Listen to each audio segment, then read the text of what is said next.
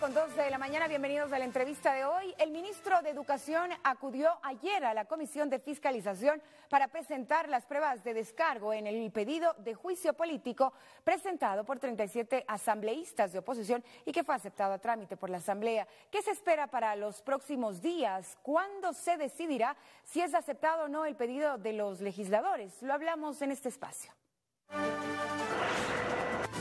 María José Carrión, presidenta de la Comisión de Fiscalización de la Asamblea Nacional.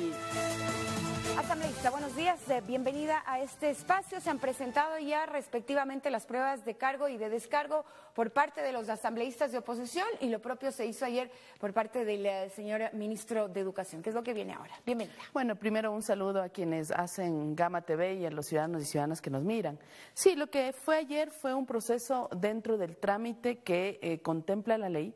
El artículo 131 de la Constitución es muy claro, así como los artículos 79, 80 y 81 de la Ley Orgánica de la Función Legislativa, en lo cual nos determina que debe presentarse las pruebas de cargo como las de descargo. En este caso, las pruebas de descargo fueron presentadas ayer por el ministro de Educación y lo que corresponde ahora a la comisión son, en el plazo de estos 15 días que están transcurriendo, hacer un análisis profundo de lo que se ha planteado tanto por el asambleísta Pacheco, Byron Pacheco, así como también con los 37 firmantes y sobre las pruebas de descargo que ha dejado el ministro. Sobre la base de las pruebas presentadas, se cuestionaba del lado del ministro, por ejemplo, las pruebas presentadas de parte de la oposición con recortes de periódicos y demás. Él decía que eso no podría servir de sustento precisamente para este pedido de juicio político que se está haciendo.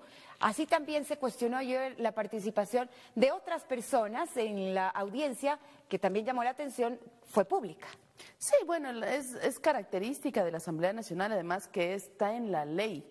Todas las audiencias de las comisiones son públicas, salvo aquellas que se declaren como reservadas, por ejemplo, cuando se hace el análisis del gasto de los fondos reservados para temas de seguridad y de investigación que usa la Fiscalía, por ejemplo, en caso de delitos. Cuando se hace ese tipo de análisis de esos recursos y en qué se han utilizado, únicamente y exclusivamente son reservadas. Pero el resto de reuniones, la gran mayoría de las reuniones son públicas.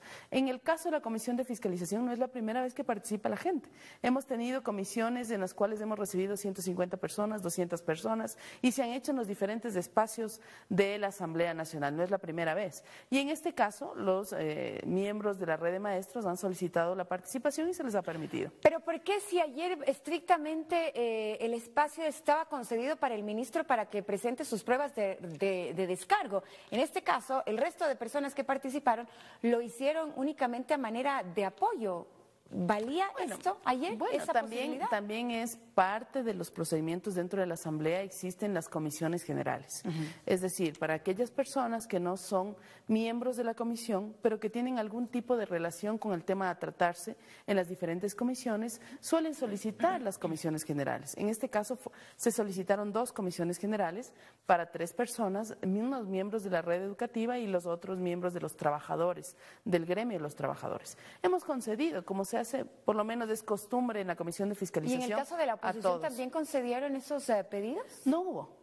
No hubo pedidos de la oposición ni de organizaciones gremiales de otro tipo de la educación, ni de otro tipo de asociaciones o gremios que vayan a respaldar a los asambleístas. En ese caso no hubo. Sin embargo, se permitió la participación de los asambleístas firmantes porque en los artículos de la calificación establece que pueden participar los asambleístas firmantes en las comisiones. Cuando fue la presentación de las pruebas de descargo, nosotros les pedimos a los asambleístas por escrito que nos respondan si van a participar. Lamentablemente, de los 37 solo participaron 8 y de los cuales los 8 no nos contestaron, sino que ese rato llegaron y pidieron participar. Yo no me negué, por supuesto, porque creo que era importante que al ser firmantes tengan la responsabilidad de participar y de increpar, en este caso, la gestión del ministro. Si es que hubieran querido, los 37 podrían haber intervenido. Podrían haber intervenido. A los 37 les notificamos a las oficinas, se les mandó por correo electrónico y se esperaba la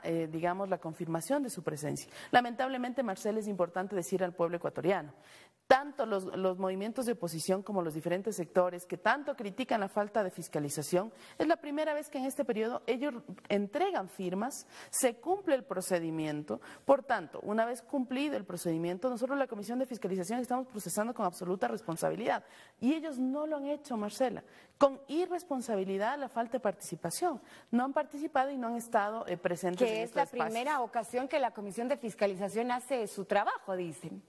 Bueno, una vez que se han cumplido los procesos para un juicio político, la Comisión de Fiscalización no solo tiene el trabajo de los juicios políticos, y eso es importante decirlo, hay procesos de investigación que probablemente no lleguen a un juicio político, no lleguen a la destitución del funcionario, pero... Bueno, eso es lo que ha ocurrido hasta ahora, ¿no? Exacto. Por eso hablan de que nunca se ha llevado un proceso serio, entre comillas, de fiscalización. Claro, Marcela, pero fíjese qué falta de responsabilidad de los sectores de oposición, que cuando entregan las firmas, de los 37 que firman la solicitud, solo participan 8.